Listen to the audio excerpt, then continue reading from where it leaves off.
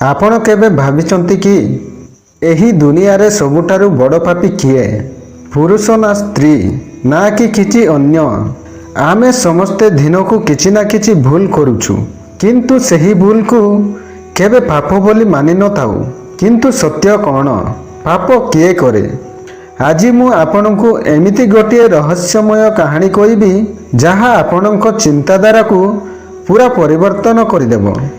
ଏହି କାହାଣୀ ଶୁଣିବା ପରେ ଆପଣ ନିଜେ ନିଷ୍ପତ୍ତି ନେବେ ପାପ କାହାର ଅଛି। ଭିଡ଼ିଓଟି ସମ୍ପୂର୍ଣ୍ଣ ଦେଖିବା ପୂର୍ବରୁ ଆପଣଙ୍କୁ ମୋର ଅନୁରୋଧ, ଭିଡ଼ିଓକୁ ସମ୍ପୂର୍ଣ୍ଣ ଭାବରେ ଦେଖନ୍ତୁ, କାରଣ କୌଣସି ପୌରାଣିକ କାହାଣୀକୁ ଅଧା ଅଧୁରା ଶୁଣିବା ଅନୁଚିତ। ତେଣୁ ଭିଡ଼ିଓଟିକୁ ଶେଷ ପର୍ଯ୍ୟନ୍ତ ନିଶ୍ଚୟ ଦେଖନ୍ତୁ, କାରଣ ଶେଷରେ ଯେ ସତ୍ୟ ବାହାରିବ ସେଥିରେ ଆପଣ ଆଶ୍ଚର୍ଯ୍ୟ ହେବେ। ମୁଁ ଏକ କାହାଣୀ ମାଧ୍ୟମରେ କହୁଛି।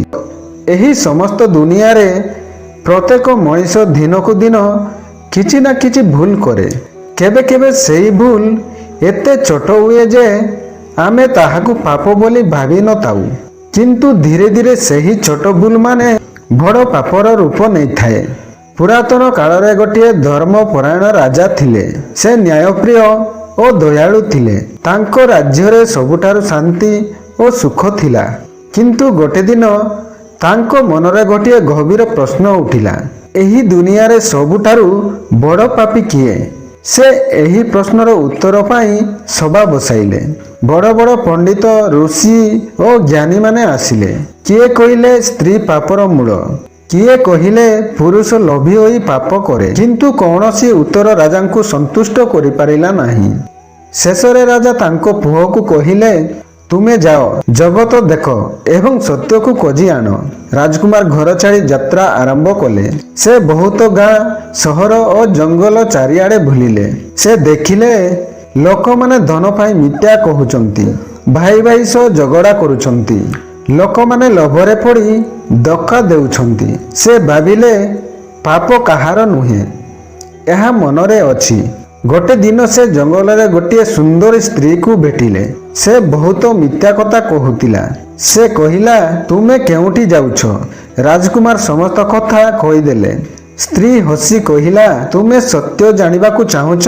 ତାହେଲେ ପ୍ରଥମେ ମୋତେ ଭରସା କର। ରାଜକୁମାର ତାଙ୍କୁ ଭରସା କଲେ, କିନ୍ତୁ ସେହି ସ୍ତ୍ରୀର ମନରେ ଲୋଭ ଥିଲା। ସେ ରାଜକୁମାରଙ୍କୁ ମାରି ତାଙ୍କ ସମ୍ପତ୍ତି ନେବାକୁ ଚାହୁଁଥିଲା। ରାତିରେ ସେ ଚୁପଚାପ ତାଙ୍କୁ ହତ୍ୟା କରିବାକୁ ଆସିଲା। କିନ୍ତୁ ରାଜକୁମାର ସଚେତନ ଥିଲେ। ସେ ତାଙ୍କ ଚାଳକୁ ବୁଝିଗଲେ। ସେହି ମୁହୂର୍ତ୍ତରେ ରାଜକୁମାର ବୁଝିଗଲେ ପାପ ସ୍ତ୍ରୀ କିମ୍ବା ପୁରୁଷରେ ନୁହେଁ, ପାପ ହେଉଛି ମନର ଖରାପ ଭାବନା। ଯେତେବେଳେ ମନରେ ଲୋଭ ଆସେ, କ୍ରୋଧ ଆସେ, ଈର୍ଷା ଆସେ, ସେତେବେଳେ ମଣିଷ ପାପ କରେ। ରାଜକୁମାର ଫେରି ରାଜାଙ୍କୁ ସମସ୍ତ କଥା କହିଲେ। ରାଜା ହସି କହିଲେ, ଆଜି ତୁମେ ସତ୍ୟ ଜାଣିଲ। ମଣିଷର ସବୁଠାରୁ ବଡ଼ ଶତ୍ରୁ ତାଙ୍କର ନିଜ ମନ।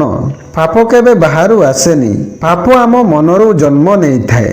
ଯେ ନିଜ ମନକୁ ଜିତିପାରେ ସେହି ସତ୍ୟ ମଣିଷ। ତ ସାଙ୍ଗମାନେ, ଆମେ ସବୁବେଳେ ଅନ୍ୟମାନଙ୍କୁ ଦୋଷ ଦେଇଥାଉ, କିନ୍ତୁ ସତ୍ୟ ହେଉଛି ପାପ ନଥାଏ ପୁରୁଷରେ, ନଥାଏ ସ୍ତ୍ରୀରେ, ପାପ ଥାଏ ଆମ ମନରେ। ଯଦି ଏହି କାହାଣୀ ଆପଣଙ୍କୁ ଭଲ ଲାଗିଛି ତେବେ ଛୋଟିଆ ଲାଇକ୍ଟିଏ କରନ୍ତୁ ଏବଂ ସାଙ୍ଗମାନଙ୍କ ପାଖକୁ ସେୟାର କରନ୍ତୁ ଏବଂ ଆମ ଚ୍ୟାନେଲ ପାଇଁ ଯଦି ନୂଆ ତାହେଲେ ସବସ୍କ୍ରାଇବ୍ କରିନିଅନ୍ତୁ ଏବଂ କମେଣ୍ଟରେ ଜୟ ଜଗନ୍ନାଥ ଲେଖନ୍ତୁ।